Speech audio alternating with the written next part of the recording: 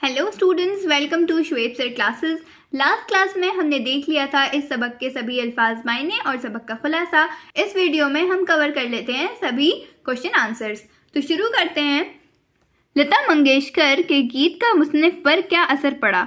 लता मंगेशकर की सुरीली आवाज़ ने मुसन्निफ के कानों में रस घोल दिया। अगर आपकी टीचर्स आपको क्वेश्चन आंसर नहीं प्रोवाइड करते हैं तो आप इजीली इनको नोट डाउन कर सकते हैं और यही अपने एग्जाम्स में लिखकर आ सकते हैं, आपको फुल मार्क्स मिलेंगे। सवाल 2 पर चलते हैं। सवाल 2, मुसन्निफ ने किस ग्लोकारा से लता का मुवाजना किया? यानी कि उनको किसने कंपेयर किया था? जो मुसन्निफ थे उन्होंने लता मंगेशकर को किससे कंपेयर किया था? यह हमने अभी पीछे चैप्टर में पढ़ा था। जी हाँ, बिल्कुल सही। मुसन्निफ ने ग्लोकारा नूरजहां से लता का मुवाजना किया। सवाल 3, लता की मकबूलियत का क्या राज है? ये क्वेश्चन बहुत ही ज़्यादा इंपॉर्टेंट है और ये बोर्ड्स में आया हुआ है और जो मिड टर्म एग्ज़ाम आपके होते हैं PT2 या फिर हाफ ईयरली, उनमें भी आने के चांसेस हैं। तो आप इस क्वेश्चन का आंसर ज़रूर याद करके जाइएगा। जवाब, लता की मकबूलियत का राज उनकी आवाज़ की नगमगी और लताफत है। लता के गानों में मिठास, नरमी और बेखुद कर देने वाली कैफियत पाई जाती है। इसमें शक नहीं कि उनके गाने सुनने वालों को मसरूर कर देते हैं। यानी कि क्या बताया जा रहा है? लता की तारीफ़ करते हुए ये लोग कह रहे हैं कि उनकी आवाज़ बहुत ही ज़्यादा सुरीली और मिठास भरी होती है और जो भी सुनता है उनके गाने वो बहुत ही ज़्यादा मसरूर यानी कि खुश हो जाता है। अगले सवाल पर चलते हैं। लता के गीतों में 2 लफ्ज़ों के बीच का फासला किस तरह भरा जाता है?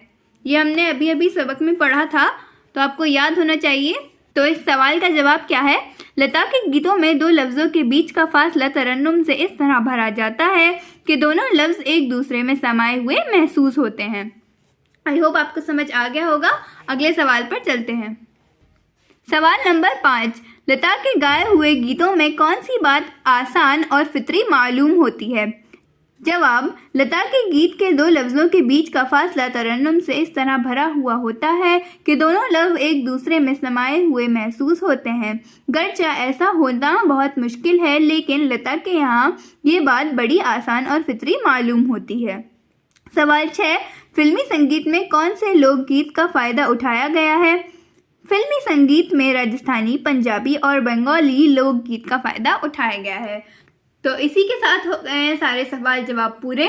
आई होप आपको सभी सवाल जवाब समझ में आए होंगे। किसी भी सवाल जवाब में या फिर किसी और चैप्टर में अगर आपको कोई भी प्रॉब्लम है तो आप कमेंट सेक्शन में पूछ सकते हैं, हम वहाँ पर आपको आंसर ज़रूर देंगे। बहुत बार एग्जाम्स में मुहावरों से जुमले बनाने के लिए आ जाता है, लेकिन आप लोग नहीं बना पाते क्योंकि आप लोगों को शायद मुहावरे का मतलब ही नहीं पता। तो इस वीडियो में मैं आपको एक एग्जाम्पल दे दूंगी कि आपको किस मुहावरे का कैसे जुमला में इस्तेमाल करना है।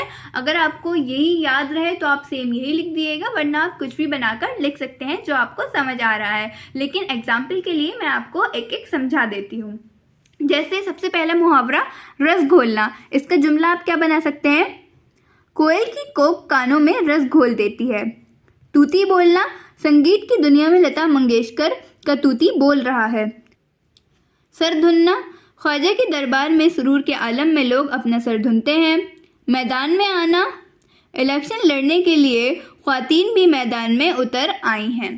तो ये सभी इसके इस चैप्टर के जो लास्ट चैप्टर हमने पढ़ा था ग्लोकारा वाला, उसी के ये कुछ मुहावरे थे जिनको हमने जुमलों में इस्तेमाल करके दिखाया। आप सेम ही जुमलों में इस्तेमाल कर सकते हैं अगर आपको याद रहे, क्योंकि ये चीज़ें एग्जाम्स में बहुत आती हैं। इवन बोर्ड्स में भी आपको इस तरीके के क्वेश्चंस देखने के लिए मिलेंगे कि इन मुहावरों का इस्तेमाल करके जुमले बनाइए। तो जब तक आपको नहीं पता होगा कैसे बनाने हैं तो आप लोग नहीं बना पाएंगे।